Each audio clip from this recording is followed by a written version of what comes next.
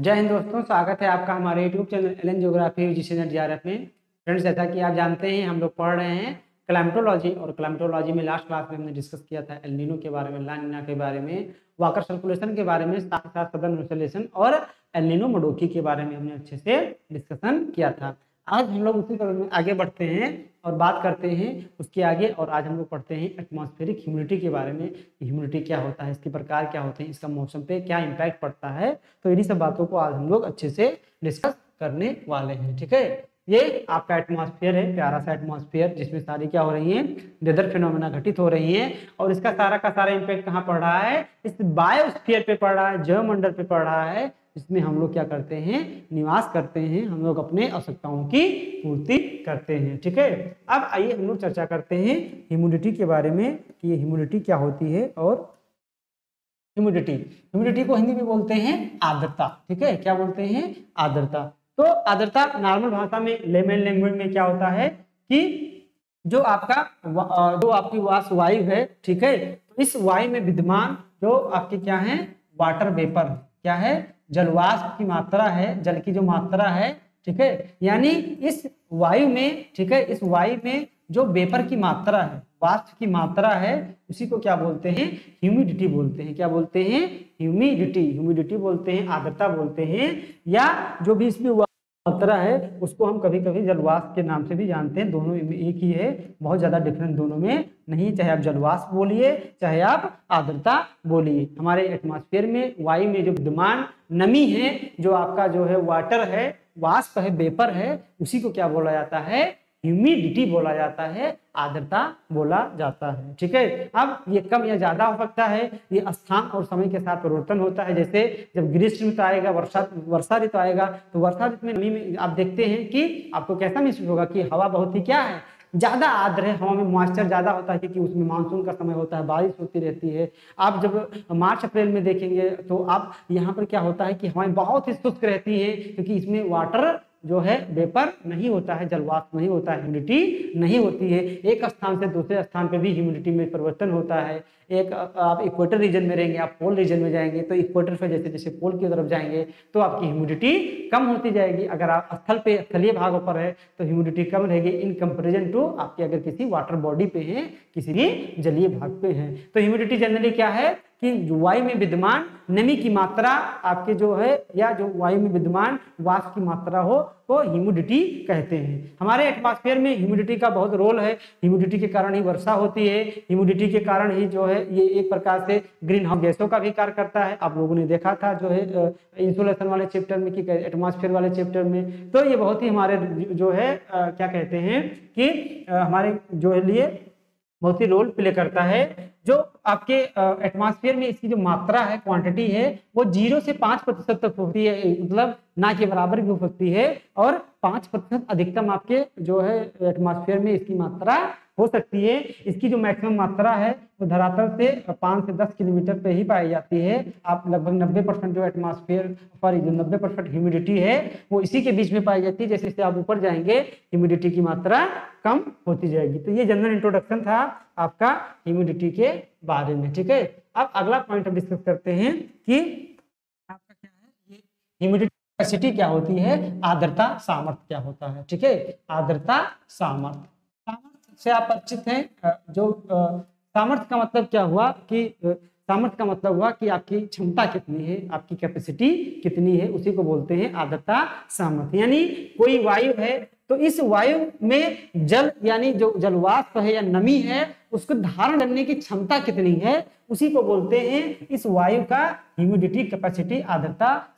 यानी किसी भी वायु की जो जल धारण करने की क्षमता कितनी है, वाटर वेपर धारण करने की क्षमता कितनी है, जलवाष्प धारण करने की क्षमता कितनी है, उसी को बोलते हैं, क्या बोलते हैं, आर्द्रता सामर्थ्य बोलते हैं। ठीक है, क्या बोलते हैं, आर्द्रता सामर्थ्य बोलते हैं। अब आर्द्रता सामर्थ्य भी अलग अलग टाइम पे अलग अलग होगा, अलग अलग वायु होगी। जैसे कोई आदमी 4 रोटी खाने की क्षमता होती है, किसी को 5 रोटी, किसी को 10 रोटी खाने की क्षमता होती है। बस सेम कंडीशन इस पे भी अप्लाई है। अगर वायु गर्म है तो गर्म का मतलब क्या, आप बहुत भूखे हैं। अगर ठंडे हैं तो उसकी सामर्थ्य क्या होती है, कम होती है। यानी अगर हम अगर ये हमारा क्या है, वायु है, अगर इसका हम टेम्परेचर बढ़ाएंगे तो क्या होगी कि इसकी क्षमता क्या हो जाएगी, बढ़ जाएगी। क्या धारण करने की, नमी धारण करने की क्षमता क्या हो जाएगी, बढ़ जाएगी, क्योंकि इसका वॉल्यूम क्या हो जाएगा, एक्सपैंड कर जाएगा।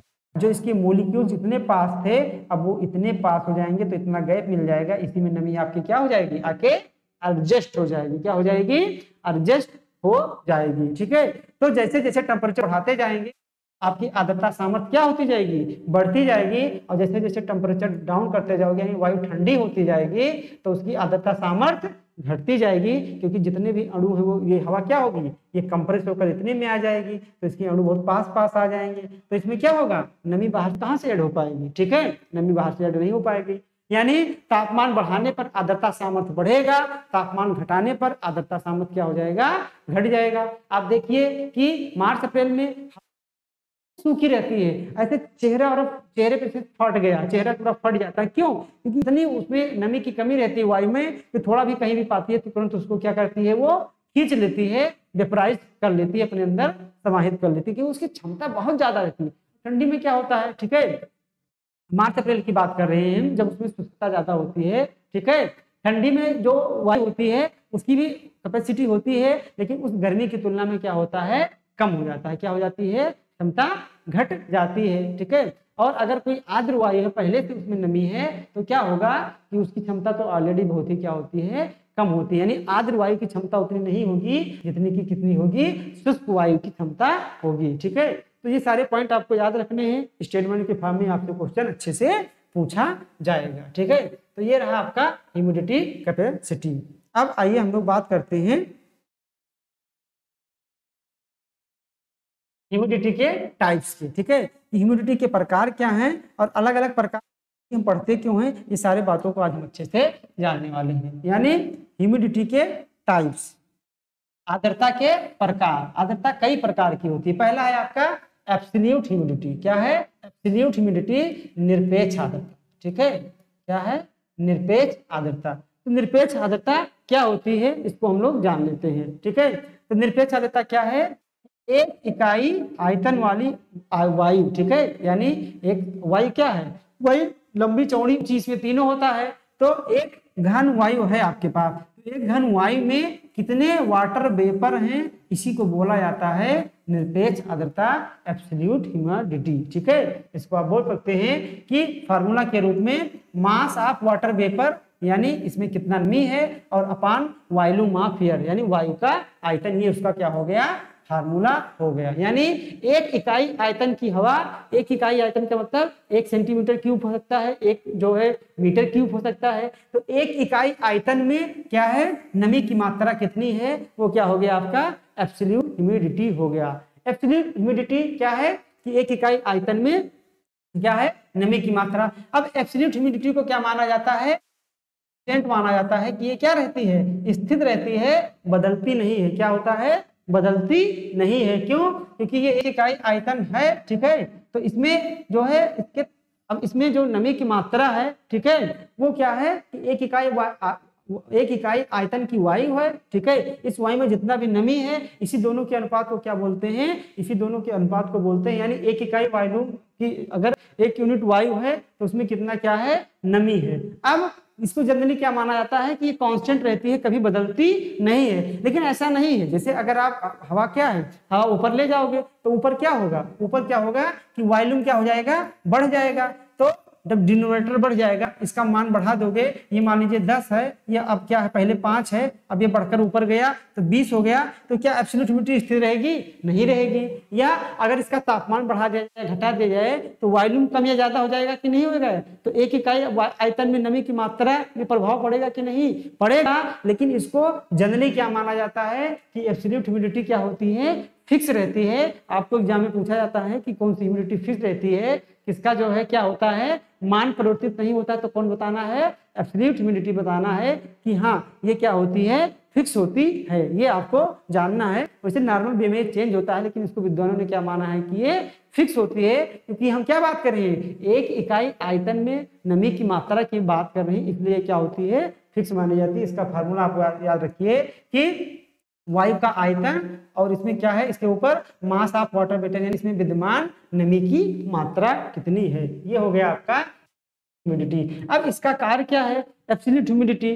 जब वर्षा होती है, अगर उस दौरान एब्सोल्यूट ह्यूमिडिटी बहुत ज्यादा है, ठीक है, जब एब्सोल्यूट ह्यूमिडिटी अगर बहुत ज्यादा है तो वर्षा की क्या होगी, गहनता बढ़ जाएगी। गहनता बढ़ने का मतलब क्या है, बहुत ही कम समय में बहुत तेजी के साथ वर्षा होगी। आप देखेंगे जैसे गोली के रफ्तार से बूंदे गिर रही हैं, तो ये अगर उस तरह कंडीशन कहीं देख रहे हैं तो इसका मतलब उसमें जो वर्षा हो रही है वहां पर जो वायु है, उस वायु की जो एब्सोल्यूट ह्यूमिडिटी है उस वायु में वो बहुत ज्यादा है। यानी ये क्या बताता है, वर्षा की गहनता की बात करता है। वर्षा की गहनता यानी इंटेंसिटी ऑफ रेनफॉल की बात करता है। जितना ज्यादा होगा वाटर जो वर्षा की गहनता होगी वो ज्यादा होगी, ये इस पे डिपेंड करता है। तो ये था आपका क्या, एब्सोल्यूट ह्यूमिडिटी। ठीक है, अब हम लोग चर्चा करते हैं दूसरे प्रकार की ह्यूमिडिटी। ये कौन सी ह्यूमिडिटी है, ये आपका है स्पेसिफिक ह्यूमिडिटी, यानी विशिष्ट आर्द्रता क्या होती है। ठीक है, तो विशिष्ट आर्द्रता क्या होती है, 1 किलोग्राम वायु आपने ले लिया, ठीक है, 1 किलोग्राम वायु में क्या है, वाटर वेपर का भार कितना है, वाटर वेपर की मात्रा कितनी है, यानी 1 किलोग्राम वायु में कितना वाटर वेपर है, इन्हीं दोनों भार के अनुपात को क्या बोला जाता है, स्पेसिफिक ह्यूमिडिटी बोला जाता है, विशिष्ट आर्द्रता बोला जाता है। अब विशिष्ट आर्द्रता के ऊपर आयतन का कोई प्रभाव नहीं है, क्यों, क्योंकि हमने क्या माना है, 1000 यानी 1000 ग्राम वायु में नमी की मात्रा। तो 1000 ग्राम यानी 1 किलो वायु है। अब 1 किलो वायु आप चाहे धरातल के पास रहे, चाहे आप 20 किलोमीटर ऊपर ले जाए, तो वायु तो 1 किलो ही रहेगी। क्यों, क्योंकि हमने क्या मान लिया पहले से कि ये क्या है, 1 किलोग्राम वायु में नमी की मात्रा कितनी है, उसी को बोला जाता है आपके जो है स्पेसिफिक ह्यूमिडिटी। इसका फार्मूला क्या होता है, मास ऑफ वाटर। आपको पता है मास कभी चेंज नहीं होता है, यानी जो इसमें क्या है, वाटर वेपर है उसका भार, और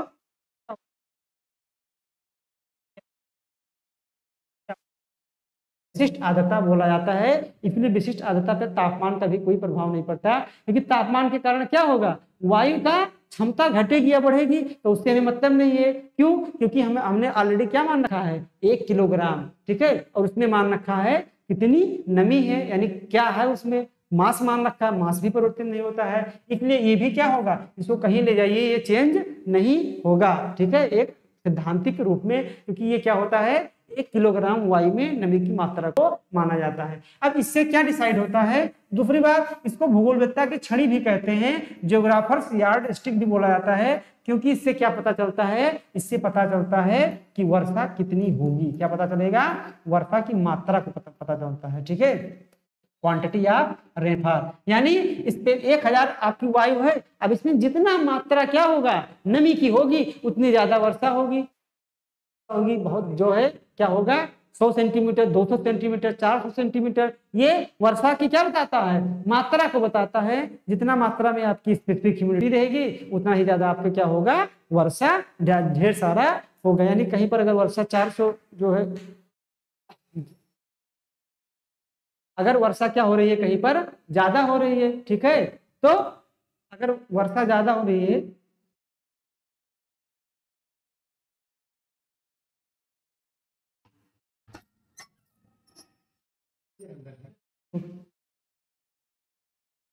अगर कहीं पर क्या हो रही है, वर्षा बहुत ही ज्यादा हो रही है, तो 200 सेंटीमीटर, 300 सेंटीमीटर, 400 सेंटीमीटर हो रही है, इसका मतलब क्या है कि वहां पर स्पेसिफिक ह्यूमिडिटी क्या है, बहुत ही ज्यादा है, जैसे इक्वेटोरियल रीजन में। ठीक है, तो ये क्या बताएगा, ये वर्षा की मात्रा को डिसाइड करता है आपकी स्पेसिफिक ह्यूमिडिटी। फार्मूला आपको याद होना चाहिए। ठीक है, ये फार्मूला आपसे एग्जाम में पूछा जाएगा कि, और ये पूछा जाएगा कि ये करते क्या है, ये भी आपसे एग्जाम में पूछा जाएगा। ठीक है, अगला है रिलेटिव ह्यूमिडिटी, सापेक्षिक आर्द्रता क्या होती है। ठीक है, आइए देखते हैं कि सापेक्षिक आर्द्रता क्या होती है। इसका फार्मूला जो होता है वो होता है कि जो है वायु जो है, वायु की आर्द्रता सामर्थ्य कितना है। ठीक है, आर्द्रता सामर्थ्य,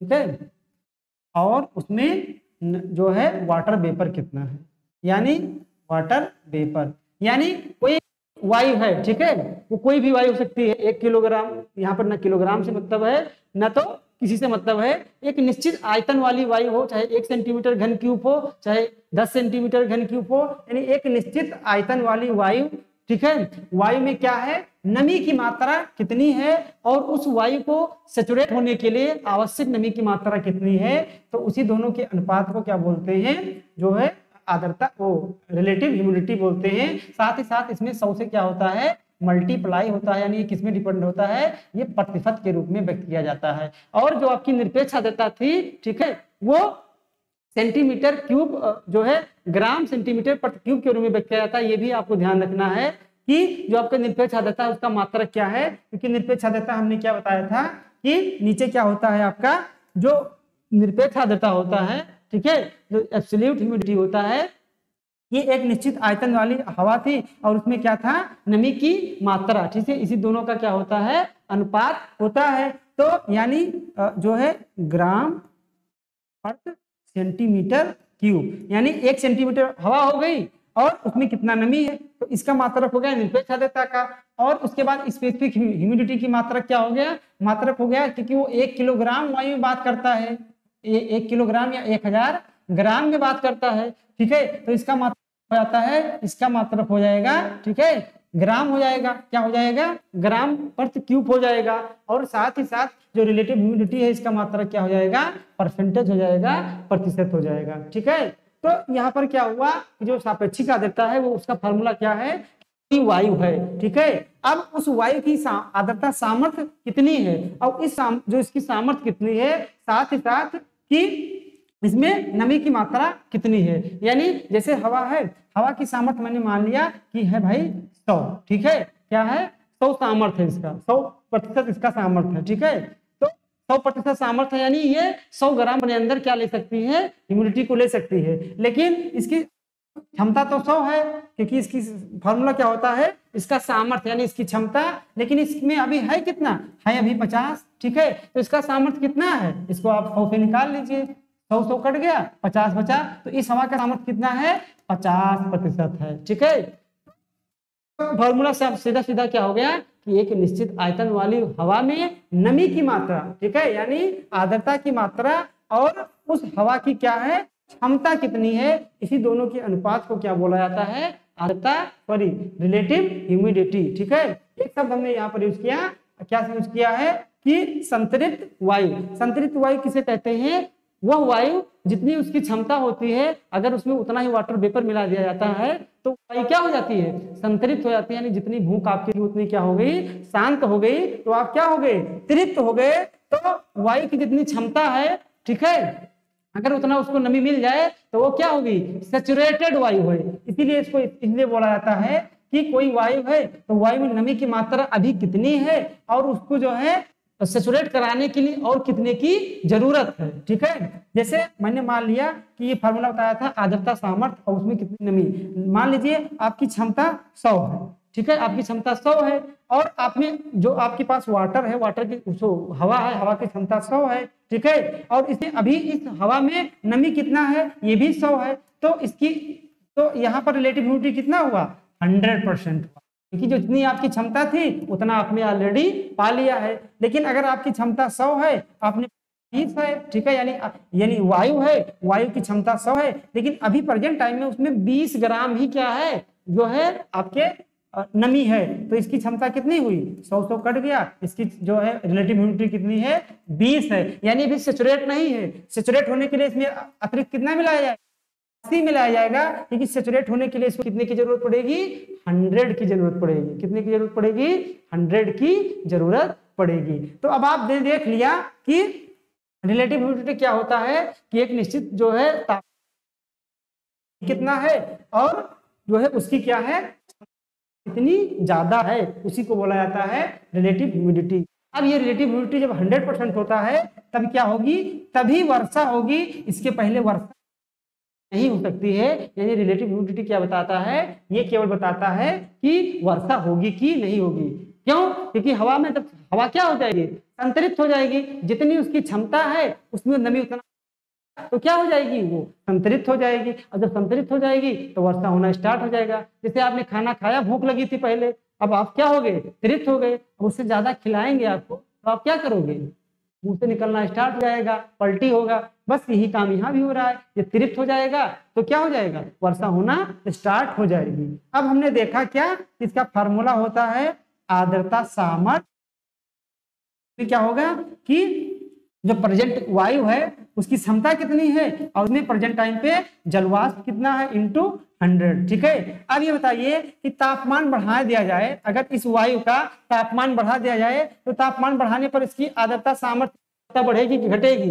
तुरंत क्या हो जाएगी, बढ़ जाएगी। मान लीजिए अभी हम इसको एग्जाम्पल के माध्यम से समझते हैं, पहले नॉर्मल लेते हैं। मान लीजिए इसमें जलवायु और इसकी जो क्षमता है वो भी क्या है 50% है। ठीक है। तो अब इसका जो है रिलेटिव ह्यूमिडिटी कितना होगा 50/50 इंटू 100 यानी क्या है हो गया, यानी क्या है 100% इसमें हो गया रिलेटिव ह्यूमिडिटी। अब ये क्या हो गई सैचुरेट हो गई। लेकिन अब इस वायु का तापमान हमने क्या किया बढ़ा दिया। तो अब जलवाष्प तो बढ़ाया नहीं है, केवल हमने क्या बढ़ाया है सामर्थ्य बढ़ाया है तापमान बढ़ाने। ठीक है। हमने क्या बढ़ाया है तापमान बढ़ाया है। अब जैसे तापमान बढ़ाएंगे तो इसमें पहले भी 50 नमी था, इसमें अब भी 50 नमी रहेगा। लेकिन जो आर्द्रता सामर्थ्य इसकी पहले कितनी माने थे हमने 50 मानी थी। तो तापमान बढ़ाने पर इसकी आर्द्रता सामर्थ्य बढ़ जाएगी कि नहीं बढ़ जाएगी?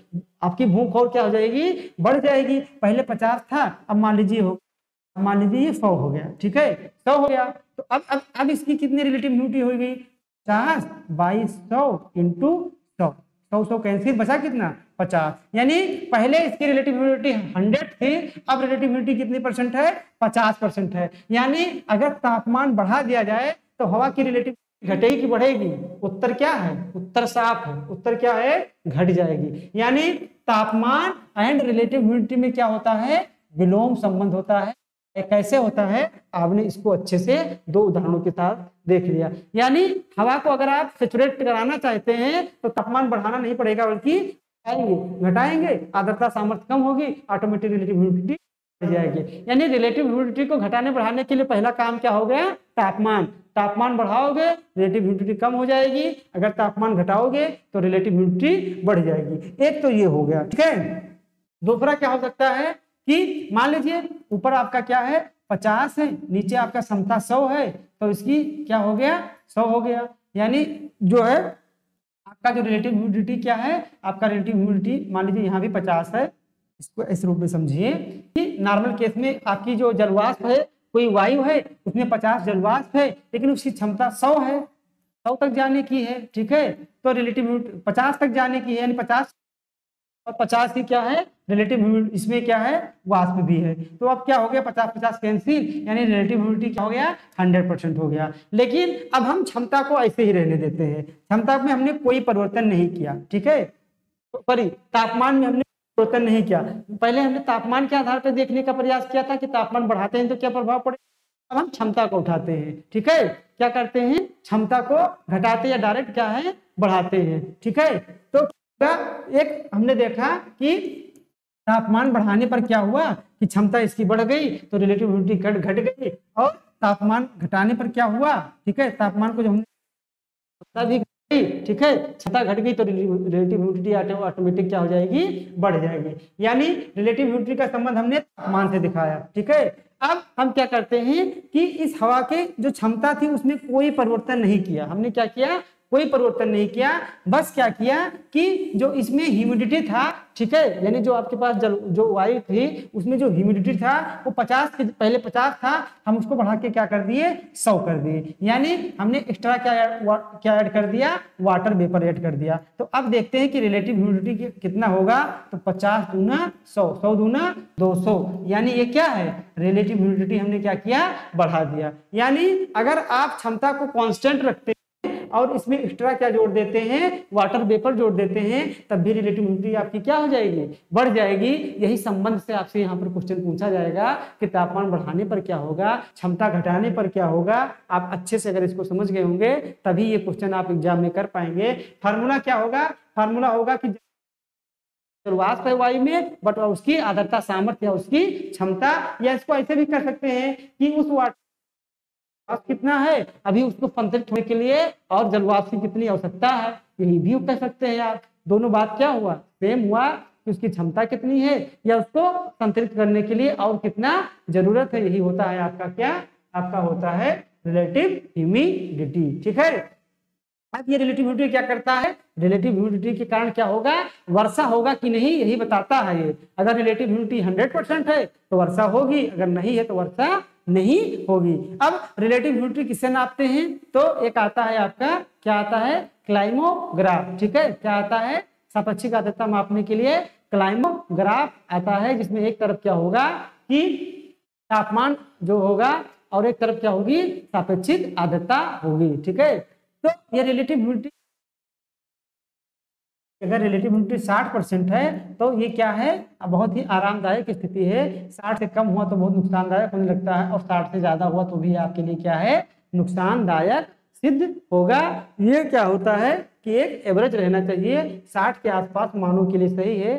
ये जैसे ही 60 से बढ़ेगा, ठीक है, 60 से बढ़ने का मतलब क्या हुआ कि जो वायु है आपकी उसमें नमी बढ़ रही है, और जब नमी वाली वायु ज्यादा हो जाएगी तापमान भी ज्यादा रहेगा। जैसे आप देखते हैं जून जुलाई में, अगस्त के महीने में कितना उमस बढ़ जाता है। ठीक है, आपका पसीना नहीं सूखता है, क्यों, क्योंकि रिलेटिव ह्यूमिडिटी ऑलरेडी क्या हो जाती है, बढ़ जाती है। बढ़ क्यों जाती है, बढ़ने का मतलब क्या है कि उसमें नमी तो है हवा में। ठीक है, और जब हवा में नहीं रहेगी तो आपके ऊपर का पसीना सूख पाएगा, नहीं सूख पाएगा। इसीलिए क्या है कि जो है अगस्त महीना क्या होता है, बहुत ही, जुलाई का महीना कष्टदायक होता है। ठीक है, तो ये था आपका रिलेटिव ह्यूमिडिटी, यानी 3 प्रकार की ह्यूमिडिटी। इसका जो है परिणाम क्या होता है, इसका मात्रक क्या है, आप लोग अच्छे से तैयार रखिएगा। ठीक है, अब यहाँ पर एक वितरण दिखाया गया है किसके, रिलेटिव ह्यूमिडिटी का वितरण, रिलेटिव ह्यूमिडिटी का, और कहाँ पर कम होता है। ठीक है, आप इसको अच्छे से देख सकते हैं। विषुवत रेखा पर देख लीजिए, जो एवरेज को हम बात करेंगे, एवरेज यहाँ पर रिलेटिव ह्यूमिडिटी कितनी होती है,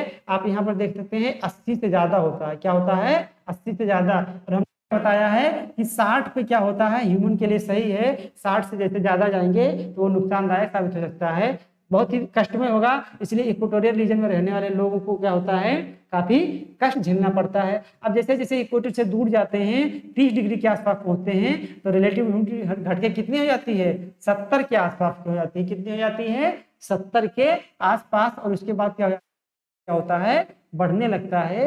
यही वितरण इसमें क्या किया गया है, दिखाया गया है, आप अच्छे से इसको देख सकते हैं। ठीक है, ये रहा आपका रिलेटिव ह्यूमिडिटी और प्रकार की ह्यूमिडिटी। अब हम लोग बात करेंगे लेटेंट हीट की। ठीक है, इसको समझते हैं, ये थोड़ा सा इंपॉर्टेंट कंसेप्ट है।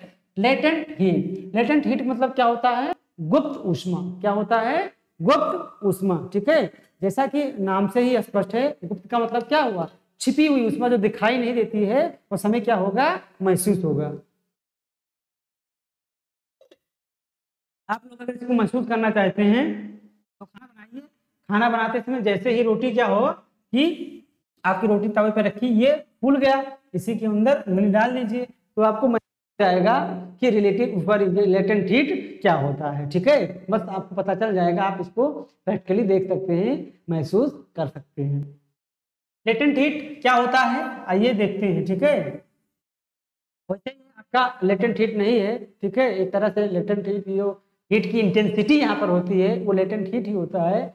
लेकिन लेटेंट हीट की जो यहाँ पर हीट की जो इंटेंसिटी होती है इतनी ज़्यादा होती है कि आप जैसे ही उंगली लगाएंगे जो फूली हुई रोटी है तो आपको बहुत ही क्या हो जाएगा, तेजी के साथ जल जाएंगे। ठीक है, तो ये भी प्रकार के लेटेंट हीट होता है। यहाँ पर हीट की इंटेंसिटी बहुत ज़्यादा होती है, वैसे इसको लेटेंट हीट नहीं कहेंगे। ठीक है, आइए हम लोग देखते हैं कि लेटेंट हीट क्या होता है।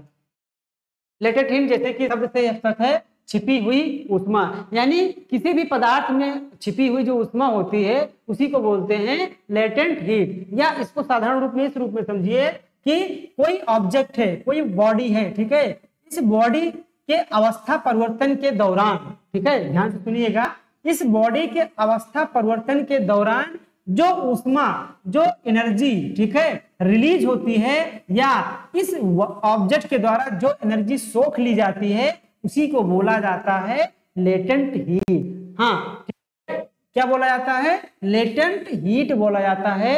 यानी आपके जो है अवस्था परिवर्तन के दौरान किसी भी ऑब्जेक्ट के द्वारा जो ऊष्मा या तो ग्रहण की गई है या जो ऊष्मा क्या की गई है, रिलीज की गई है, उसी ऊष्मा को बोलते हैं लेटेंट हीट। क्या बोलते हैं? Latent heat. जैसे आइए एक एग्जांपल के माध्यम आपको समझाते हैं। जैसे है आपका बर्फ है, ठीक है, आइस है। तो आइस जब है तो आइस वाटर का ठोस फॉर्म है, ठीक है, क्या फॉर्म है? ठोस फॉर्म है। तो अगर आइस बना है तो इसको आइस बने रहने के लिए कुछ क्या है? एनर्जी चाहिए। तो इसको आइस में रहने के लिए कितने कैलोरी एनर्जी की आवश्यकता होती है? 80 कैलोरी एनर्जी की आवश्यकता होती है। 80 कैलोरी एनर्जी से जैसे इसको ज्यादा एनर्जी देंगे तो इसका स्टेज क्या हो जाएगा? चेंज हो जाएगा। मान लीजिए हमने ये बर्फ है, बर्फ के नीचे एक भगोनी में रखा और बर्नर लगा दिया। बर्नर से क्या किया हमने? एनर्जी दी इसको। अब ये क्या हो गया? मेल्ट हो गया, ठीक है, क्या हो गया? मेल्ट हो गया। तो जो आपने क्या दिया, इसमें एनर्जी दी, एनर्जी गई कहाँ? भाई आपने इसमें गर्म किया तो कुछ ऊर्जा दी, और ऊर्जा ना तो उत्पन्न की जा सकती है, ना तो क्या की जाती है? नष्ट की जा सकती है। तो नष्ट तो हुई नहीं, बल्कि एक दूसरे रूप में ट्रांसफर होती है। तो जो आपने इसमें एनर्जी दिया तापमान के रूप में, ये एनर्जी गई कहाँ? ये एनर्जी क्या इसी वाटर के द्वारा कंज्यूम कर ली गई। क्यों? क्योंकि पहले ये क्या था? पहले ये ठोस अवस्था में थे, अब ये क्या हो गया? लिक्विड अवस्था में हो गया। और लिक्विड अवस्था में होने के लिए इसको, अगर ठोस अवस्था में है तो 80 कैलोरी की जरूरत है, लेकिन अगर वाटर को लिक्विड अवस्था में बने रहे के लिए लगभग आपको 504 से लेकर लगभग 640 कैलोरी की आवश्यकता होती है। कितनी?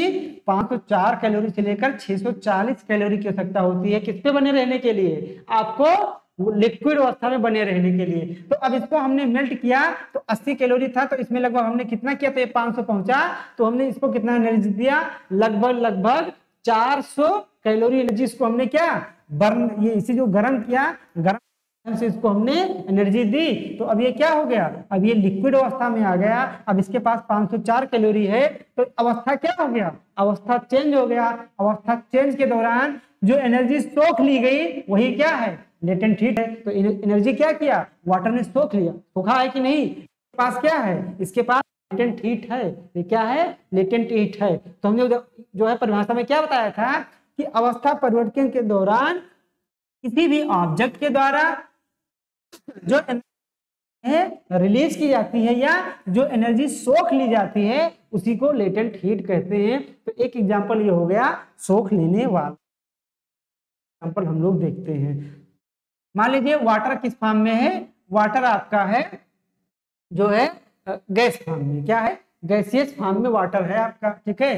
तो गैस में रहने के लिए वाटर मतलब जलवाष्प के रूप में है आपका वाटर। तो गैस में रहने के लिए वाटर को भी कुछ ना कुछ एनर्जी चाहिए। तो गैस में रहने के लिए वाटर को लगभग मोर देन 700 कैलोरी की आवश्यकता होती है, अगर इसको गैसीय अवस्था में बना रहना है तो, ठीक है। अब क्या हुआ कि ये आपका हो गया, आपका क्या है?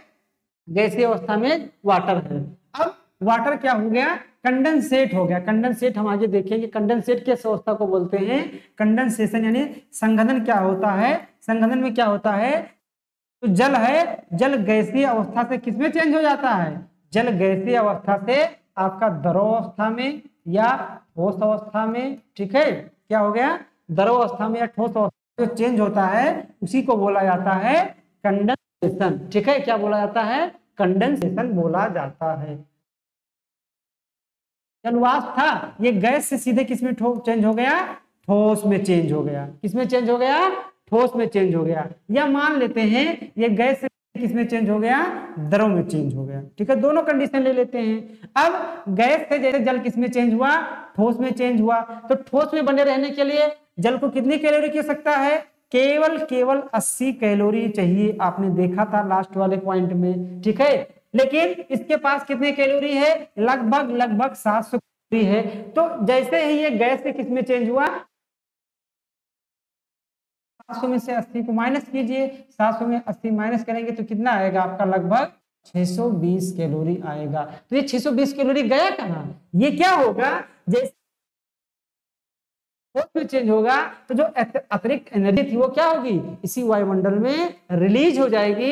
यही जो एनर्जी रिलीज होगी उसको बोलते हैं लेटेंट हीट। क्या बोलते हैं, लेटेंट हीट। और लेटेंट हीट सबसे ज्यादा किसमें चेंज होगा, जब जलवाष्प निकलेगा। सबसे ज्यादा कब, जब जलवाष्प सीधे किसमें आएगा, ठोस में आएगा। अगर जलवाष्प द्रव में आया, पहले जलवाष्प था अब द्रव में आया, तो 504 से 620 कैलोरी की आवश्यकता होती है, अभी हमने देखा था। ठीक है, 620 640, तो पहले इसके पास 700 था, अब इसको रहना है मात्र, इसके पास होना कितना चाहिए, इतना कैलोरी, मान लीजिए 500 कैलोरी होना चाहिए। तो 200 कैलोरी अतिरिक्त क्या हुआ, ये एटमॉस्फेयर में रिलीज हो जाएगा। तो यही क्या है जो रिलीज हो रहा है, वही आपका लेटेंट हीट है। तो लेटेंट हीट आई होप आप लोग अच्छे से समझ गए होंगे कि किसी भी वस्तु के ऑब्जेक्ट के द्वारा अवस्था परिवर्तन के दौरान ऊष्मा जो सोख ली जाती है या ऊष्मा जो रिलीज की जाती है उसी को बोलते हैं लेटेंट हीट, गुप्त ऊष्मा। ये गुप्त ऊष्मा बहुत ही कारगर होते हैं। चक्रवातों के समय जो लेटेंट हीट होते हैं, चक्रवातों के भोजन होते हैं, लेटेंट हीट उनको मिलता रहता है। और जैसे जैसे लेटेंट हीट मिलता रहेगा चक्रवात उतना ही क्या होगा, उतना ही वो भयानक होता रहेगा। तो लेटेंट हीट का वर्षा में बहुत ही महत्व है। ठीक है, वर्षा बहुत ज्यादा देर तक होगी, कम देर तक होगी, ये काफी हद तक लेटेंट हीट पे डिपेंड करता है। तो आई होप आप लोग समझ गए होंगे कि ये लेटेंट हीट क्या होता है। ठीक है, अब आइए थोड़ा सा आगे हम लोग चलते हैं। हम लोग बात करते हैं लेटेंट हीट के बाद हम लोग ट्राई करते हैं इवेपोरेशन, यानी वाष्पीकरण क्या होता है। ठीक है, तो वाष्पीकरण सिंपल सा है कि जब जो वाटर है वो क्या है, द्रव अवस्था से किस अवस्था में परिवर्तित होता है, गैसीय अवस्था में परिवर्तित होता है। तो इसी प्रोसेस को बोलते हैं इवेपोरेशन। जैसे एक एग्जांपल हम आपको दे रहे हैं, ये आपका कोई बर्तन है। ठीक है, बर्तन में गर्म जल रखा हुआ है, अब इसको हम क्या करते हैं, बॉईल कर रहे हैं। ठीक है, टेम्परेचर इसको लगातार दे रहे हैं। तो इस वाटर के जो ड्रॉपलेट, जो इसके अणु होंगे, ठीक है, छोटे छोटे जो इसमें अणु परमाणु होंगे, ठीक है, ये जब हर अणु का क्या होता है, एक नाभिक होता है। इस नाभिक के चारों ओर वाटर का जो अणु होगा, एक अणु का अपना, हर अणु का एक नाभिक होगा। तो इस मान लीजिए एक बूंद हमने लिया, अब इसका अपना एक नाभिक होगा। अब नाभिक के चारों ओर क्या होंगे कि ये चक्कर लगाते हैं, इलेक्ट्रॉन प्रोटॉन जो भी इसके होते हैं। जब इसको हम हीट करते हैं, ठीक है, तो ये बहुत तेज से चक्कर लगाने लगते हैं और एक समय ऐसा आता है कि ये इस नाभिक से बाहर हो जाते हैं।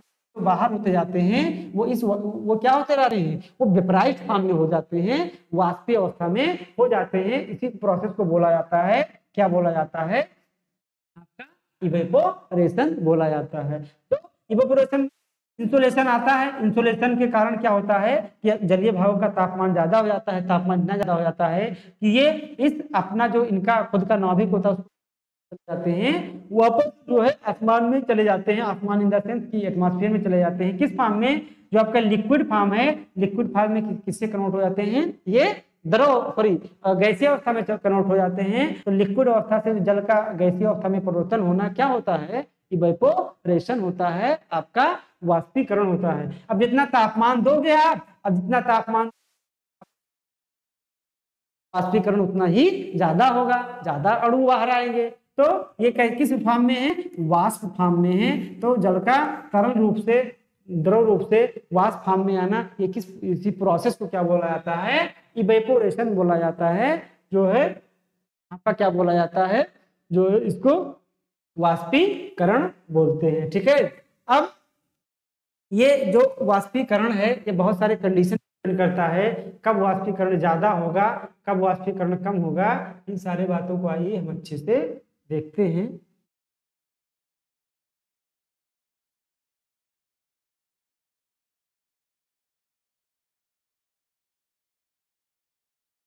Controlling factors of evaporation. ठीक है, यानी जो आपका वाष्पीकरण है उसको कौन कौन से फैक्टर हैं जो क्या करते हैं, कंट्रोल करते हैं। ठीक है, तो पहले हम एक पॉइंट समझ लेते हैं कि ये जो है वेपर प्रेशर क्या होता है। ये वेपर प्रेशर क्या होता है, ठीक है, जैसे कोई वायु है, ठीक है, वायु में कोई जलवाष्प है, तो ये जलवाष्प क्या करता है, इस वायु के में क्या करता है, बाहर की ओर एक दबाव लगाता है।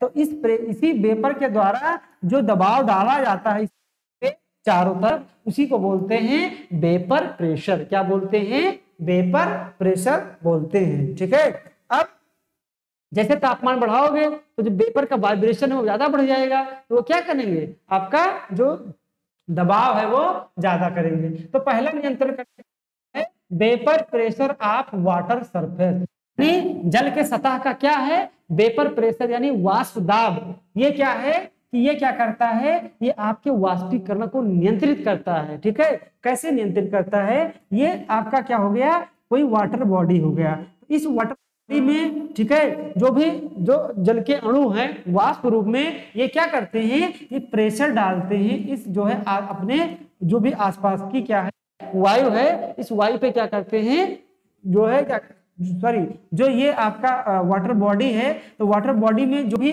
जल है उसमें से कुछ क्या है वेपर के फॉर्म में है।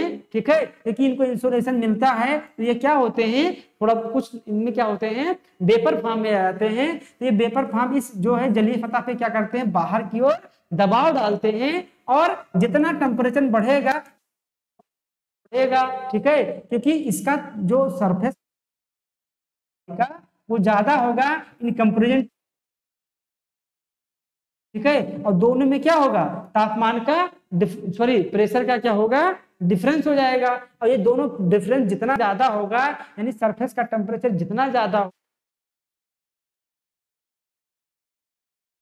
जो वाटर का फॉर्म, वेपर के फॉर्म में जो अणु हैं वो उतना ही प्रेशर डालेंगे सरफेस वाले सतह पे, और उतना ही क्या होगा, वेपर हो, उतना ही क्या होगा, इवेपोरेशन होगा। यानी वाष्पीकरण की मात्रा किस पे डिपेंड करती है, vapour pressure of water surface, जलीय सतह के वाष्प दाब पे डिपेंड करती है। जितना ये ज्यादा होगा वाष्प दाब, उतना ही इवेपोरेशन ज्यादा होगा। और ये ज्यादा कब होगा वाष्प दाब, जितना ही इसको क्या दिया जाएगा, तापमान दिया जाएगा, उतना ही स्थल जो जलीय भाग के जो जलीय भाग में वाटर वेपर हैं, ये क्या करेंगे, इस सरफेस पे दबाव डालेंगे बाहर की तरफ मूव करने के लिए। तो पहला कारण क्या हो गया, vapour pressure of water surface, जो कि बढ़ाने पर क्या होगा कि आपका इवेपोरेशन बढ़ेगा।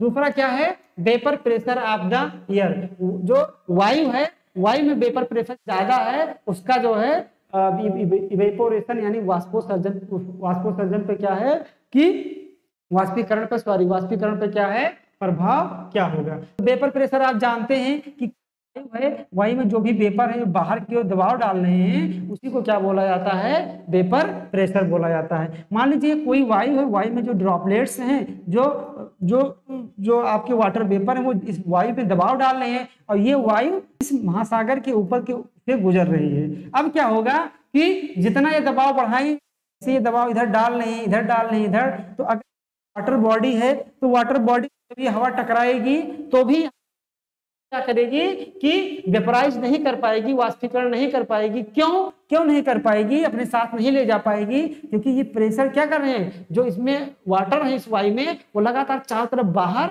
दबाव डाल रहे हैं, किसी को आने नहीं दे रहे हैं। तो क्या होगा कि इवेपोरेशन कम हो जाएगा। यानी जितना ही ये मान बढ़ेगा वेपर प्रेशर का, वायु का वाष्प दाब बढ़ाने से आपका क्या हो रहा है, इवेपोरेशन कम हो रहा है। कैसे कम हो रहा है आप अच्छे से समझ गए होंगे। तीसरा है विंड की वेलोसिटी।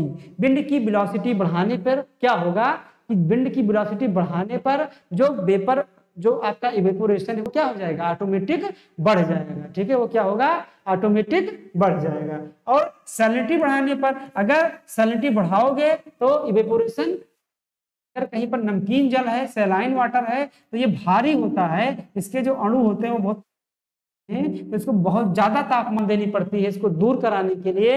इसीलिए जो सैलाइन वाटर है उसमें क्या होता है कि इवेपोरेशन, अगर उसमें सैलाइन वाटर बढ़ा दिया जाता है या है, तो उसमें क्या होता है, इवेपोरेशन कम होता है। तो यहाँ से भी एक क्वेश्चन आपसे पूछा जाएगा कि किस कंडीशन में आपका इवेपोरेशन ज्यादा होगा, किस कंडीशन में कम इवेपोरेशन आपका होगा। ठीक है, अब आइए इवेपोरेशन का हम लोग थोड़ा सा डिस्ट्रीब्यूशन देख लेते हैं, कहाँ पे, पूरे जो है अर्थ सरफेस पे। यह बहुत ही इंपॉर्टेंट है, यहाँ से हर साल एक क्वेश्चन कम से कम दूसरे साल पूछ लिया गया है।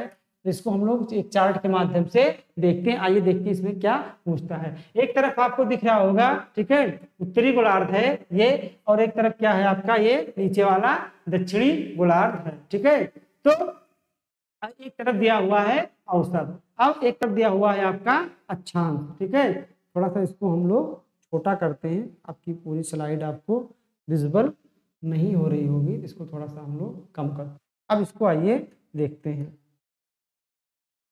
पहले हम बात करते हैं नॉर्थ उत्तरी गोलार्ध की। ठीक है, उत्तरी गोलार्ध में बात करते हैं 20 से 30 डिग्री या 0 से 10 डिग्री। ठीक है, तो उत्तरी गोलार्ध में एक तरफ दिया हुआ है यहाँ पर महाद्वीप, एक तरफ दिया हुआ है महासागर। अतः अगर उत्तरी गोलार्ध में बात किया जाए 10 से 20 डिग्री, कहाँ पे बात किया जाए, जो है महासागर पर, तो महासागर पे वाष्प हो रहा है। ठीक है, महाद्वीप पर क्या हो रहा है, 31 हो रहा है, और महासागर पे क्या हो रहा है, लगभग 47 हो रहा है। ठीक है, कहीं भी आप देखेंगे किसी भी जो है अक्षांश पे, तो उत्तरी गोलार्ध में इसी अक्षांश पे अगर देखते हैं तो क्या हो रहा है, महाद्वीपों की तुलना में महासागरों में जो वाष्पीकरण है वो क्या हो रहा है, ज्यादा हो रहा है। ठीक है, भी आप देख लीजिए ज्यादा हो रहा है। लेकिन वही दक्षिणी गोलार्ध में जब आप आते हैं तो आप ये पाते हैं कि आप बात करिए, जो है ये है आपका महाद्वीप, ये है आपका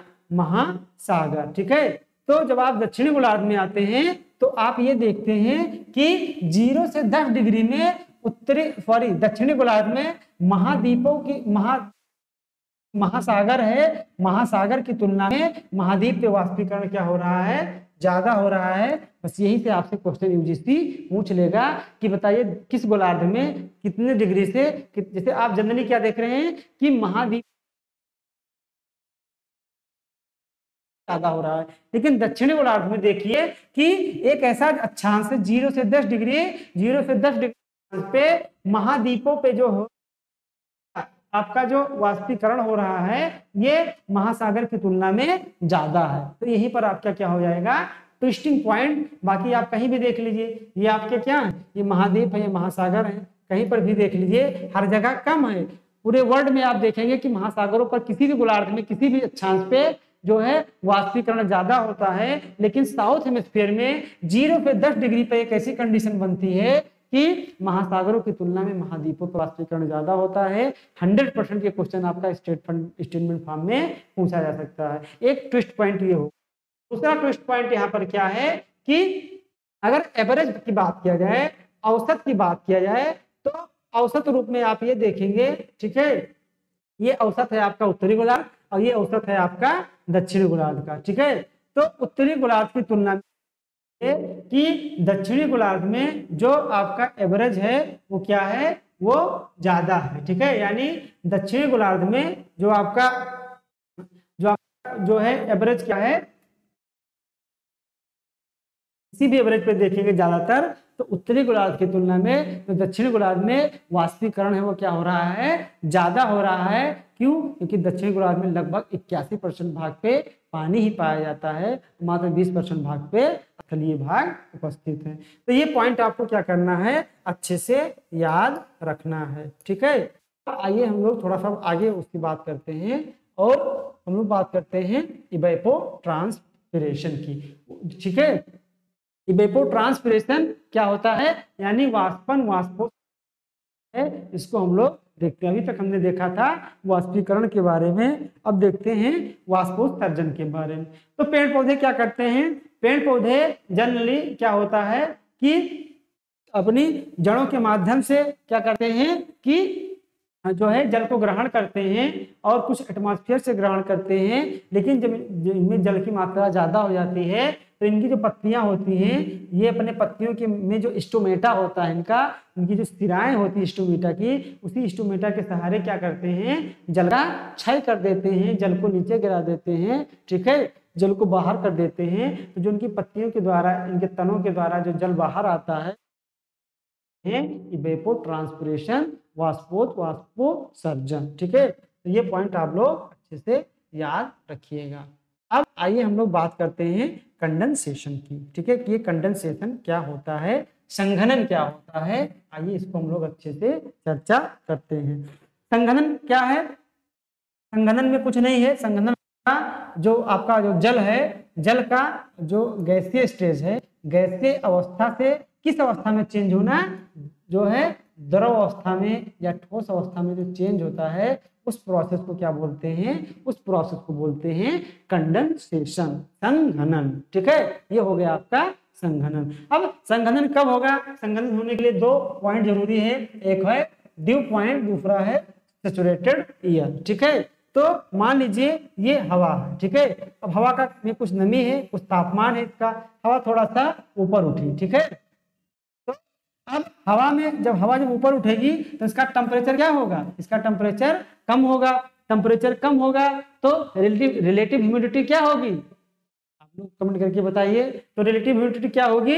रिलेटिव ह्यूमिडिटी बढ़ेगी। और एक ऐसा समय आएगा कि इस ईयर की जितनी क्षमता है, मान लीजिए 10 क्षमता है, तो इसमें जो नमी की मात्रा हो जाएगी वो कितनी हो जाएगी? 10 हो जाएगी। तो 10/10 × 100, तो इसमें रिलेटिव जाएगी 100% हो जाएगी। ठीक है, तो उस ईयर को क्या बोलते हैं जिसमें रिलेटिव ह्यूमिडिटी 100% होती है? सैचुरेटेड ईयर बोलते हैं। तो अब क्या हो गया? ईयर क्या होगी? सैचुरेट हो गई। ठीक है, तो ऐसा कोई पॉइंट तो आएगा जिसपे ईयर आपकी क्या हो रही है? सैचुरेट हो रही है। ठीक है, क्या हो रही है? कोई ईयर आपकी क्या हो रही है? सैचुरेट हो रही है।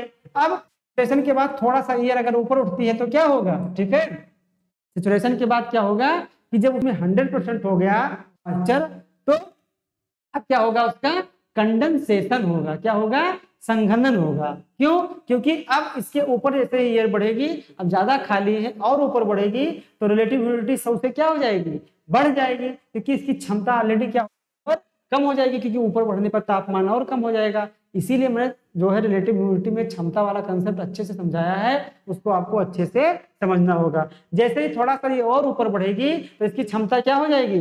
घट जाएगी और रिलेटिव ह्यूमिडिटी 100 से प्लस हो जाएगी। और जैसे 100 से थोड़ा बढ़ेगी वैसे वर्षा होना स्टार्ट हो जाएगी।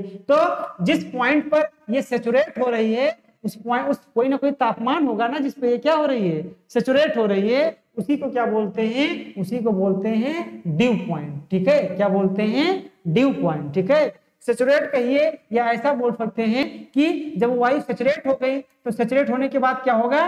कंडेंसेशन होगा। मान लीजिए सैचुरेशन 10 डिग्री पे हुआ, तो जैसे थोड़ा सा ऊपर क्या हो गया? इसका कंडेंसेशन होकर वर्षा होना स्टार्ट हो गई। तो जिस पॉइंट पर ये संघनित होगी उस पॉइंट को कहते हैं ड्यू पॉइंट, यानी संघनन से इसको जोड़िए। सैचुरेशन चिन्ह देखिए, वह तापमान जिस तापमान पर हवा क्या होती है? संघनित होती है, उसी को क्या बोलते हैं? Due point. अब ड्यू पॉइंट ही डिफाइड करेगा कि वर्षा कैसे होगी। जैसे मान लीजिए ड्यू पॉइंट यानी जो सैचुरेशन हो रहा है, जो आपका संघनन हो रहा है माइनस में हो रहा है, -1 डिग्री तापमान पे हो रहा है, यानी हवा थोड़ा सा उठी तो उसका तापमान -1 डिग्री हो गया। तो अब संघनन कैसे होगा? अब क्या होगा कि जो गैस था वो लिक्विड नहीं बनेगा, क्योंकि 1 डिग्री पे जम जाएगा, वो बर्फ में बनेगा, ओला गिरेगा, स्नोफॉल गिरेगा। ठीक है, मान लीजिए जो आपका ड्यू पॉइंट है यानी जो संघनन, जिस बिंदु पर संघनन हो रहा है कंडेंसेशन, वो 5 डिग्री है, तो क्या होगा? संघनन में छोटे छोटे बूंदे बनेगी। ठीक है, कितना तेजी के साथ संघनन हो रहा है, तो ये डिपेंड करेगा कि वर्षा होगा, ये डिपेंड करेगा आपका ड्यू पॉइंट पे। ड्यू पॉइंट क्या हुआ? ठीक है, ड्यू पॉइंट उस पॉइंट को कहते हैं जिस पॉइंट पर वायु क्या होती है? संघनित होती है। और संघनन क्या है कि जिस पॉइंट पर गैसीय अवस्था से क्या होगा?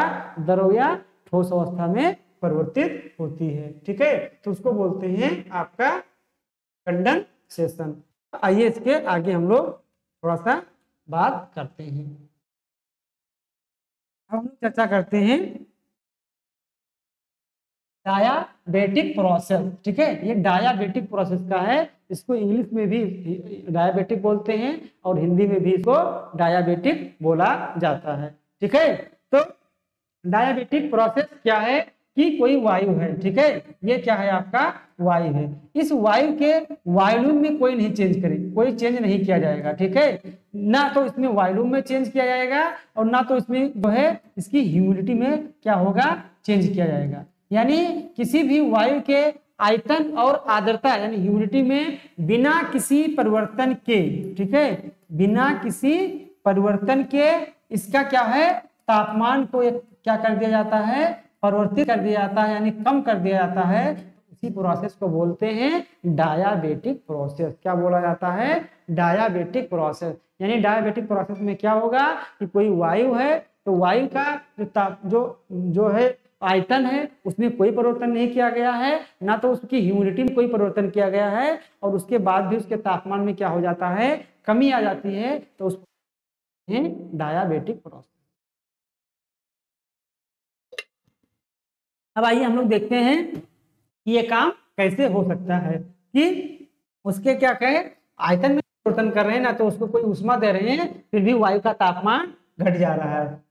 तो पहला है रेडिएशन कूलिंग, यानी विकिरण शीतलन के माध्यम से भी डायबेटिक प्रोसेस हो सकता है। ये वायु है, ठीक है, ये वायु क्या है कि मान लीजिए अभी 10 डिग्री टेम्परेचर है इसका, जब 10 डिग्री टेम्परेचर है तो धीरे धीरे ठंडी होगी, ये उष्मा को लूज करेगी, और एक समय ऐसा आएगा कि इसका तापमान घटकर 8 डिग्री हो जाएगा, यानी ऑटोमेटिक अपने आप इसका क्या हो जाएगा कि तापमान घट जाएगा। तो एक ये विधि हो सकती है, ना तो हमने इसका जो आयतन कम किया, ना तो इसमें कोई हमने ह्यूमिडिटी मिलाई, इस माध्यम से भी कम किया जा सकता है। दूसरा क्या है, कॉन्टेक्ट कूलिंग के द्वारा, यानी ये वायु है, वायु का टेम्परेचर 10 डिग्री है, अब क्या हुआ कि जहां से मूव कर रही है उसकी सतह का तापमान -5 डिग्री है, तो क्या है ये बहुत ही ठंडा है, ठंडा है, इसके संपर्क में आएगा, तो इसके संपर्क में आएगा, ये 10 डिग्री तापमान है, यहाँ -5 डिग्री, तो क्या होगा, हमेशा एनर्जी हाई लेवल से लो लेवल की तरफ क्या होती है, मूव करने लगती है, यानी ऊष्मा का इसमें क्या होने लगेगा, आदान प्रदान होने लगेगा,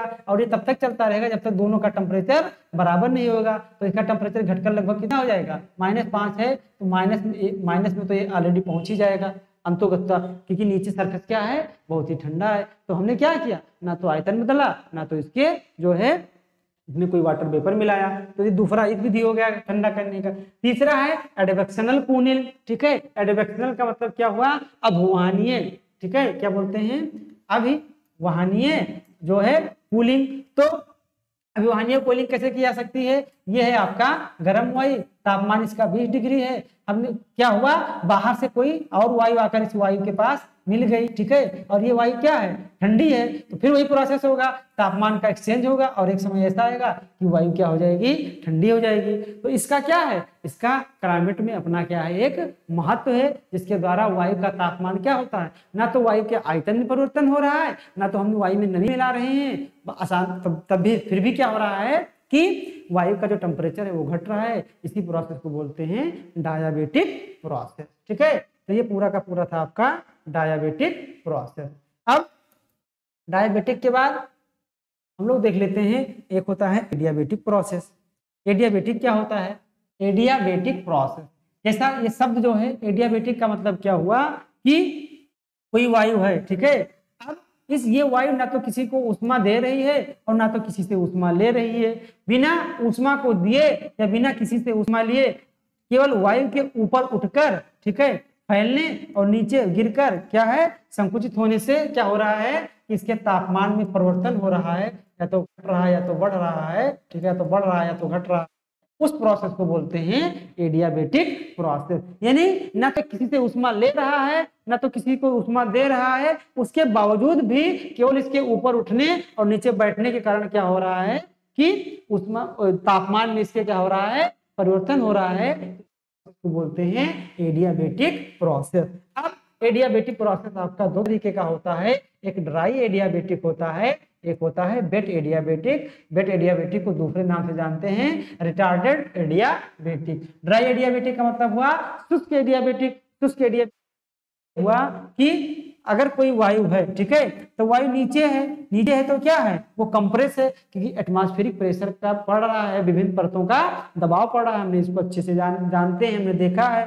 तो जैसे ही वायु थोड़ा सा क्या हुई, ऊपर उठी, ऊपर उठने के बाद क्या हुई, फैलेगी, तो इसके जो मॉलिक्यूल्स हैं वो एक दूसरे से दूर जाएंगे, ये ठंडी हो जाएगी, यानी यहाँ पर तापमान 30 डिग्री था, क्या हो गया 20 डिग्री हो गया। अब ये और ऊपर जाएगी और फैलेगी, क्योंकि ऊपर जाने पर डेंसिटी कम हो जाती है, फैलेगी, तापमान क्या हो गया 10 डिग्री हो गया, ठीक है, क्या हो गया 10 डिग्री हो गया। तो 1 डिग्री ऊपर जाने पर इस हवा का तापमान क्या कितना घट रहा है, 1 किलोमीटर ऊपर जाने पर 10 डिग्री सेंटीग्रेड घट रहा है, तो क्या उसको क्या बोलेंगे, ड्राई एडियाबेटिक। क्या बोलेंगे, ड्राई एडियाबेटिक। देखिए ना तो हम कहीं से ऊष्मा ले रहे हैं ना तो ऊष्मा दे रहे हैं, केवल ये ऊपर उठ रहा है, और ऊपर उठने पर क्या हो रहा है कि जो भी वायु है, अब इस वायु जो है अभी तापमान 30 डिग्री है, तो मोलिक्यूल्स क्या है इसके, और उसके बाद इसमें परतों का दबाव भी कम लग रहा है, ठीक है, इसमें परतों का क्या हो रहा है, दबाव भी कम लग रहा है। एक ये बात जानिए कि जो मॉलिक्यूल्स पास में या दूर जाते हैं तो इंटेंसिटी हीट की बढ़ती है घटती है।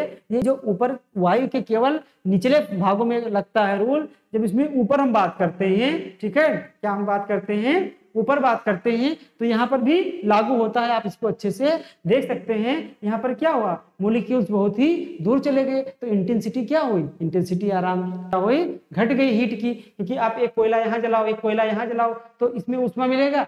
10 कोयला को यहाँ जो जल रहा है इकट्ठा कर दो तो इंटेंसिटी बढ़ गई, इंटेंसिटी बढ़ने पर तापमान बढ़ गया, लेकिन ऊपर गया घट गया कि मॉलिक्यूल्स दूर हो गए।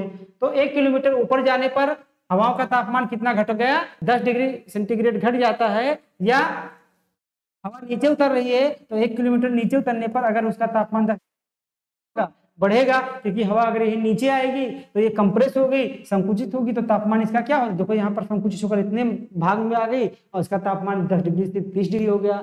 तो क्या हो रहा है, ये ऊपर उठने और नीचे बैठने से क्या हो रहा है कि उसमें घट जो है तापमान घट या बढ़ रहा है, तो उसको बोलते हैं ड्राई एडियाबेटिक। ड्राई में कितना हो गया, 10 हो गया।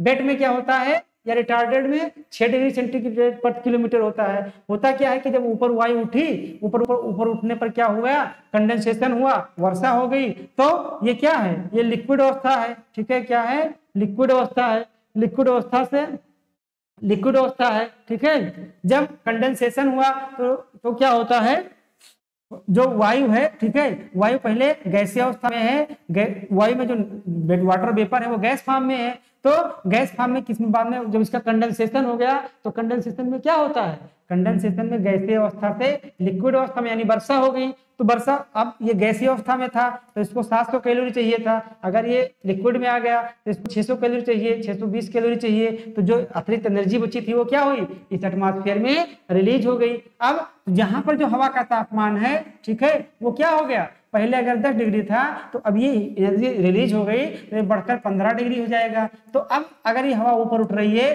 तो पहले 1 किलोमीटर पर 10 सेंटीग्रेड अगर इसका तापमान कम हो रहा था, तो अब वर्षा के बाद जो लेटेंट हीट इसमें मिल गया तो अब उतनी तेजी के साथ कम नहीं होगा, क्योंकि अभी तक यहाँ का तापमान 10 डिग्री था, अब बढ़कर 15 डिग्री हो गया, तो उतना जल्दी तो घटेगा नहीं, यानी घटने का दर क्या हो गया, कम हो गया, लगभग 6 डिग्री हो गया। तो उसको क्या बोलते हैं, वेट एडियाबेटिक, या उसको बोलते हैं रिटार्डेड एडियाबेटिक, ठीक है। तो ये रहा आपका एडियाबेटिक, इसको हमने अच्छे से समझ लिया। अब आइए हम लोग समझते हैं कंडेंसेशन को, कि कंडेंसेशन क्या होता है। आइए इसको हम क्या करते हैं, अच्छे से समझते हैं। कंडेंसेशन न्यूक्लियाई के बारे में जानते हैं कि ये कंडेंसेशन न्यूक्लियाई क्या होते हैं। हमने देख लिया कंडेंसेशन क्या होता है, इवेपोरेशन क्या होता है। अब देखते हैं कंडेंसेशन न्यूक्लियाई, या इसको बोलते हैं हिंदी में आर्द्रताग्राही नाभिक। क्या बोलते हैं, आर्द्रताग्राही नाभिक। बहुत ही इंपॉर्टेंट होते हैं। आर्द्रताग्राही नाभिक क्या होते हैं, जो आपका एटमॉस्फेयर है, एटमॉस्फेयर में जो भी वायु है उस एटमॉस्फेयर में बहुत सारे डस्ट पार्टिकल किसके हैं, नमक के हैं, नमक की पार्टिकल हैं, कुछ रॉक होते हैं, ठीक है, देखिए कुछ साल्ट पार्टिकल होते हैं, कुछ डस्ट पार्टिकल होते हैं, कुछ स्मोक यानी धुएं के पार्टिकल होते हैं, कुछ सूट्स होते हैं यानी जो कालिक होते हैं। तो इनके जो कण होते हैं जो एटमॉस्फेयर में सस्पेंडेड फॉर्म में रहते हैं, लटकते अवस्था में मिलते हैं, तो इन्हीं सस्पेंडेड पार्ट यानी इन्हीं कणों के चारों ओर क्या होता है, कंडेंसेशन होता है। तो ऐसे ही कणों को क्या बोला जाता है, ऐसे ही कणों को बोला आर्द्रताग्राही नाभिक। अगर ये ना हो तो वर्षा नहीं होगी। क्यों, क्योंकि कंडेंसेशन के लिए क्या जरूरी है, कोई ना कोई आधार जरूरी है अवस्था परिवर्तन के लिए। आप चल रहे हो सड़क पे, अगर आपको पैंट चेंज करना हो तो रुकना पड़ेगा कि नहीं रुकना पड़ेगा। अगर आपको शर्ट पहनना हुआ, ठीक है, तो एक तरह से देखा जाए नॉर्मल बिहेव में तो आप रुक के काम कीजिए, ठीक है, रुकना पड़ेगा आपको ना। तो इसीलिए क्या है कि जब वायु क्या होती है, ऊपर उठती है, सैचुरेट हो जाती है, सैचुरेट होने के बाद क्या होगा, कंडेंसेशन होगा। कंडेंसेशन में क्या होगा, अवस्था परिवर्तित होगा, ठीक है। तो अवस्था परिवर्तन के लिए कोई इनको क्या चाहिए, आधार चाहिए। अवस्था परिवर्तन का मतलब क्या हुआ कि अब जो जल वाष्प के रूप में था अब कंडेंसेशन के हो गया, या जो है लिक्विड के रूप में। तो लिक्विड के रूप में ये जो आपके आर्द्रताग्राही नाभिक कण होते हैं, इन्हीं के चारों ओर कंडेंसेशन होता है। तो ये क्या करते हैं कि मान लीजिए कंडेंसेशन हुआ तो एक ये जो कण बना जो जल का, उसको रोक लिए अपने पास, ठीक है, अपने पास चिपका लिए।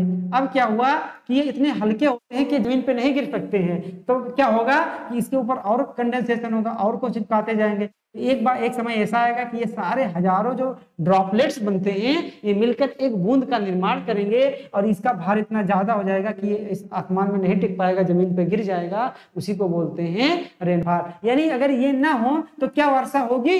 बिल्कुल वर्षा नहीं हो सकती है। क्यों? क्योंकि ये क्या प्रदान करते हैं? आधार प्रदान करते हैं कंडेंसेशन के लिए। इसीलिए आप देखेंगे कि जो मैं बात बोलने जा रहा हूँ ये मेरा जो है कोई विचार नहीं है, ये DS लाल सर हैं, तो जिनकी क्लाइमेटोलॉजी की किताब है उसमें लिखा गया है कि प्राचीन काल में होता क्या था। हिंदू मिथोलॉजी के अनुसार देखेंगे, जो गीता है, जो आपका रामायण है, महाभारत के, उसमें बताया गया है कि जब वर्षा नहीं होती थी तो ऋषि मुनि क्या करते थे? यज्ञ का कार्य करते थे। क्या करते थे? यज्ञ का कार्य करते थे। तो वर्षा होने लगी। उसके पीछे साइंस ये बताया जाता है कि जब यज्ञ करते हैं तो आप देखते हैं कि उसमें बहुत सारे क्या होते हैं? साल्ट डाले जाते हैं, घी डाले जाते हैं और बहुत प्रकार के उसमें मेवे होते हैं, ठीक है। तो ये क्या होते हैं, जब ये जो है क्या उस धुएं के सहारे, उस वायु के सहारे ऊपर आसमान में जाते थे, तो ये क्या काम करते थे? इसी कंडेंसेशन, इसी हाइग्रोस्कोपिक न्यूक्लियाई का काम करते थे। तो आपको पता है कि किसी भी कंडीशन में जो आप उसमें वाटर वेपर विद्यमान रहता था और वो वाटर वेपर इसी के चारों ओर कंडेंसेट हो जाते थे और वर्षा आसानी से हो जाती थी। उसी को बोला जाता है कंडेंसेशन, ठीक है। तो ये जो है ये क्या है? कंडेंसेशन न्यूक्लियाई है, आर्द्रताग्राही नाभिक है। जो आर्द्रताग्राही नाभिक के लिए सबसे इंपॉर्टेंट पार्टिकल्स माने जाते हैं वो साल्ट पार्टिकल्स माने जाते हैं, नमक के कण माने जाते हैं। अगर कहीं एटमॉस्फेयर में नमक के कण ज्यादा है तो बहुत मजबूत क्या होगा वहां पर आपका जो है। क्यों? क्योंकि जो आपके नमक के कण होते हैं चार्ज पार्टिकल्स माने जाते हैं, यानी ज्यादा मात्रा में जो वाटर होते हैं उनको अपने तरफ आकर्षित करते हैं और बहुत कम समय में वर्षा की बूंदों को बड़ा कर देते हैं, इतना बड़ा कर देते हैं कि धरातल पे वर्षा के रूप में गिरने लगती हैं। तो इनका इंपॉर्टेंस कितना है आप लोग अच्छे से इसको समझ गए होंगे कि आर्द्रताग्राही नाभिक कण का इंपॉर्टेंस कितना होता है, ठीक है। तो इसको हम लोग अच्छे से देख चुके हैं। अब आइए हम लोग बात करते हैं कंडेंसेशन के विभिन्न रूपों की। जैसा कि हमने डिस्कस किया था कि जब कंडेंसेशन होता है तो क्या होता है कि वो गैस अवस्था से ठोस या तो द्रव अवस्था में चेंज होगा। अब वो किस अवस्था में चेंज होगा ये तय करेगा आपका ड्यू पॉइंट। ड्यू पॉइंट क्या होता है? वह पॉइंट जिसपे वो क्या हो रहा है? कंडेंसेट हो रहा है। मान लीजिए हवा का प्रारंभ हो रहा है, उस समय हवा का तापमान डिग्री है या -10 डिग्री है, तो गैस से क्या बनेगा? -10 डिग्री पे क्या होगा? आपका क्या बनेगा? आपका बर्फ बनेगा, ठीक है। मान लीजिए 4 डिग्री है, 5 डिग्री है, दूसरा बनेगा। 10-12 डिग्री पे ये हो रहा है तो कुछ दूसरा बनेगा। उसी के रूप में उसी को हम अच्छे से देखने वाले हैं। पहला है ड्यू, ओस। ओस क्या होता है? आप सर्दियों में देखेंगे घास पत्तों पर जो दिखाई देता है जल की छोटी छोटी बूंदे, वही ओस होता है। ऐसा क्यों होता है कि वायु रहती है, वायु में नमी विद्यमान है, अब ठंडा महीना है, जैसे ही वायु थोड़ा सा मान लीजिए 4 किलोमीटर मान लीजिए कि थोड़ा सा मान लीजिए 1 किलोमीटर भी इसको नहीं कह सकते हैं आप कि 10-20 मीटर क्या हुई ऊपर उठी, तो ऊपर उठने पर क्या हुआ? एक तो वायु ऑलरेडी ठंडी है, ऊपर उठने पर और ठंडी हुई। इसके क्या हो गया कि ऊपर उठने पर तापमान हवा का कम हो गया, क्या हो गया? रिलेटिविटी बढ़ गया। और एक ऐसा स्टेज आया कि क्या हो गया? रिलेटिविटी 100% हो गया, ठीक है, 100%। तो क्या हुआ कि जो आपका जल है, जो आपके पास वाष्प था, वो किसमें कन्वर्ट हो गया? जल के रूप में। और जल के रूप में कन्वर्ट हो गया तो यही बूंद हुआ घास पत्तों पे आपको देखने को मिलता है, उसी को बोलते हैं ड्यू, ठीक है। ड्यू के बाद हो गया फ्रॉस्ट। फ्रॉस्ट में क्या होता है? ये भी बहुत धरातल की सतह के पास होने वाला है। बस इसमें ड्यू पॉइंट क्या रहेगा? जो आपका ड्यू होता है, ओस होता है, इसमें जो ड्यू पॉइंट रहता है, मान लीजिए इसमें रहता है जो है 5 से 7 डिग्री, तो जो फ्रॉस्ट रहता है इसमें कम होकर लगभग 0 डिग्री के आसपास, 0 से 1 डिग्री के आसपास रहता है। जल जो होता है वो पूरी तरह से जमा हुआ महसूस होगा और उसी को बोलते हैं फ्रॉस्ट। ये फ्रॉस्ट यानी पाला, पाला क्या है, निगेटिव इंपैक्ट डालता है, आपके जो आलू होता है उसको झुलसा देता है, बहुत सारी खेती को ये नुकसान पहुंचाता है। ठीक है, एक पॉइंट ये याद रखना है।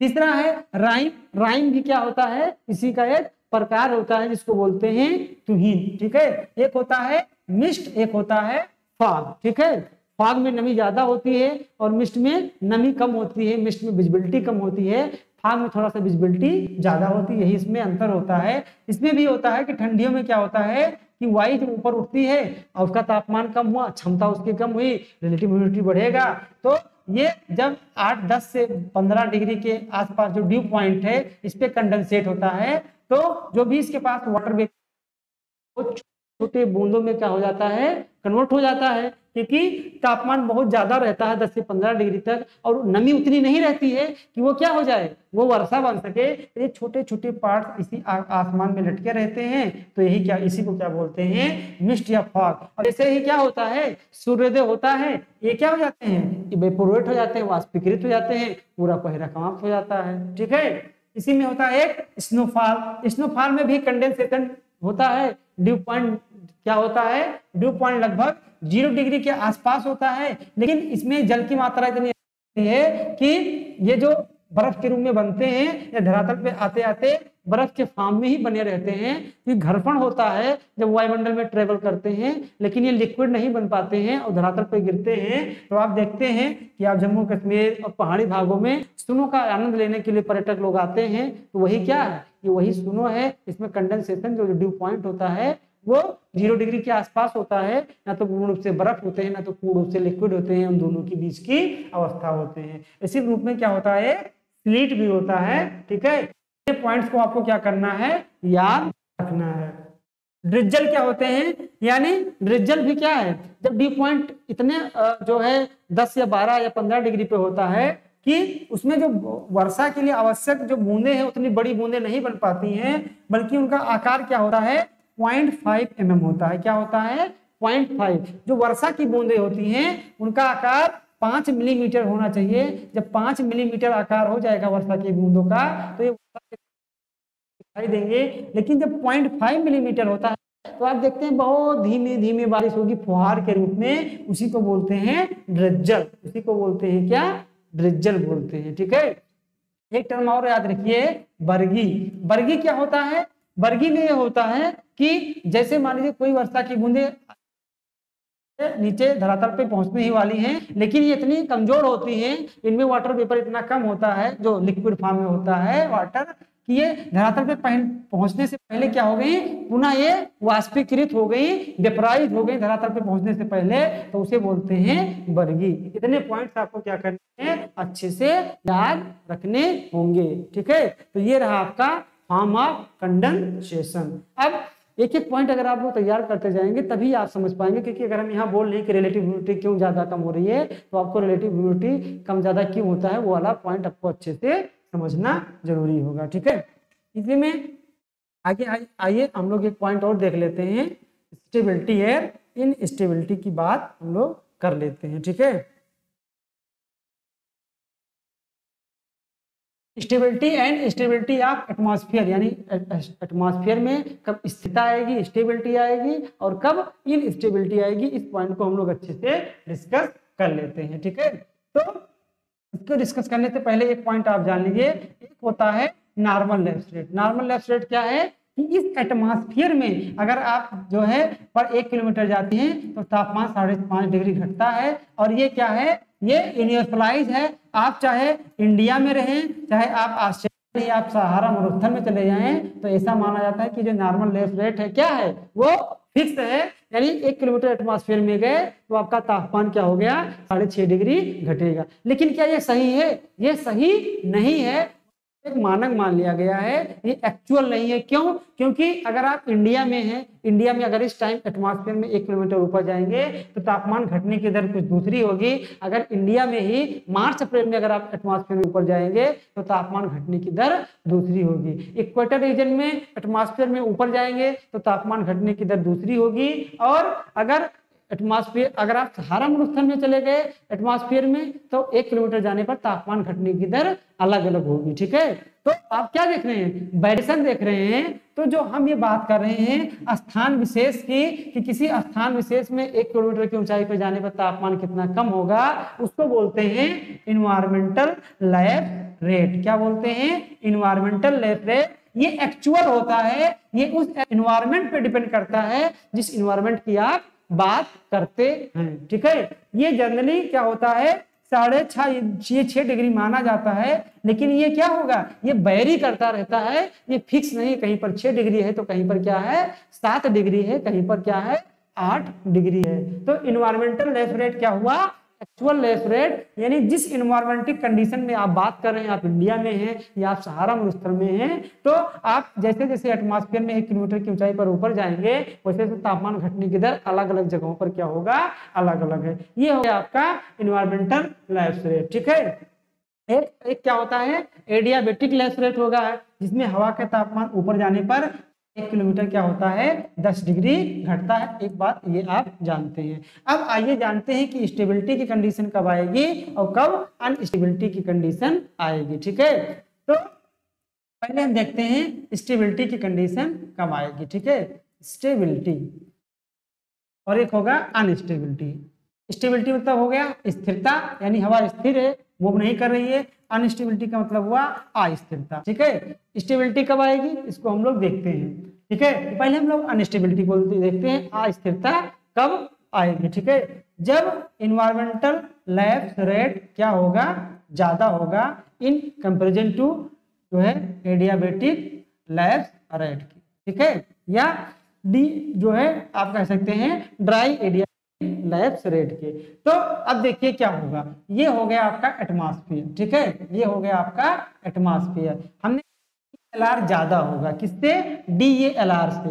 तो ELR क्या हुआ, एनवायरमेंटल लैप्स रेट, यानी इस एनवायरनमेंट में आप प्रत्येक किलोमीटर ऊपर जाते हैं तो मान लेते हैं कि 6 डिग्री टेम्परेचर घट रहा है। ठीक है, अब एक होता है ड्राई एडियाबेटिक लैप रेट, यानी जो इस एनवायरनमेंट में हवा है, ये हवा है मान लीजिए, तो ये हवा ऊपर उठेगी तो इसका तापमान क्या घटित होगा पर 1 किलोमीटर पे। तो आप मान लीजिए यहाँ पर तापमान क्या है 30 डिग्री है, किसका, इस हवा का, इसी को बोलेंगे ड्राई एडियाबेटिक लैप रेट। और इन्वायरमेंटल का तापमान यहाँ पर क्या है जो है 20 डिग्री है। ठीक है, क्या है 20 डिग्री है। अब 1 किलोमीटर की आप क्या हुआ कि जैसे आप क्या करेंगे कि जब 1 किलोमीटर ऊपर जाएंगे, ठीक है, क्या होगा कि 1 किलोमीटर ऊपर जाएंगे तो इस एनवायरनमेंट का टेम्परेचर 20 से घटकर कितना हो जाएगा 14 हो जाएगा।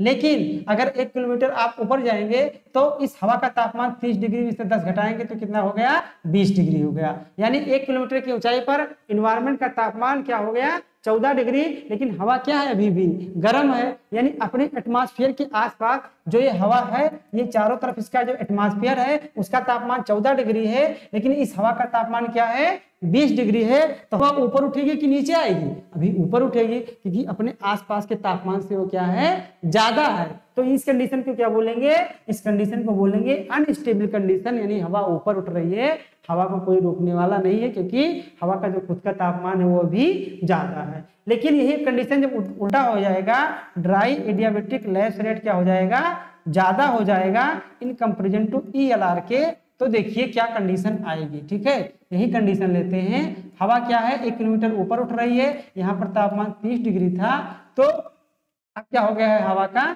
जो है ज्यादा है। ज्यादा है का मतलब क्या है कि ELR से ज्यादा है। ठीक है, क्या है ELR से ज्यादा है। तो ELR मान लीजिए घट रहा है 5 डिग्री। ठीक है, क्या घट रहा है, इसका भी तापमान अगर एटमॉस्फेयर का 30 डिग्री है, ELR घट रहा है क्योंकि DLR ज्यादा है 30, ये है मान लीजिए 20, घटने वाला 20 डिग्री है। तो जैसे ही 1 किलोमीटर ऊपर उठा तो इस हवा का तापमान 1 किलोमीटर के ऊपर जाने 20 डिग्री घटेगा तो कितना बचेगा 10 डिग्री। ठीक है, क्या हो जाएगा 10 डिग्री, ठीक है। लेकिन इस एटमॉस्फेयर का तापमान जो 30 था, अब ये क्या है, इससे कम है। मान लीजिए 5 घट रहा है तो ये कितना है, 25 डिग्री है। यानी ये हवा के चारों तरफ जो एटमॉस्फेयर है उसका तापमान 25 डिग्री है और हवा का तापमान 10 डिग्री है। तो हवा क्या हो गई है, बहुत ठंडी हो गई है। तो ऊपर नहीं उठेगी बल्कि वो क्या हो जाएगी, भारीपन के कारण नीचे आ जाएगी। तो एटमॉस्फेयर क्या हो जाएगा, स्टेबल हो जाएगा, इस जो है स्थिर हो जाएगा। हवा में किसी भी प्रकार की गति नहीं होगी, वर्षा नहीं होगी, पर चक्रवाती दशाएं आपको यहाँ पर देखने को मिलेंगी। तो यही कंसेप्ट है आपका स्टेबिलिटी का और इनस्टेबिलिटी का। इसको आपको अच्छे से क्या करना है, तैयार कर लेना है, ठीक है। तो ये दोनों कंडीशन आपने देख लिया। ये पूरा का पूरा सिनारियो हमने देखा किसके बारे में, आपके ह्यूमिडिटी के बारे में। बहुत ही थोड़ा सा लंबा टॉपिक था, इसमें आपको समझाने की जरूरत थी, इसलिए हमने इसमें आपको अच्छे से बताने का प्रयास किया। वीडियो कैसे लगा आप लोग कमेंट करके जरूर बताइए। मिलते हैं नेक्स्ट वीडियो के साथ। All the best.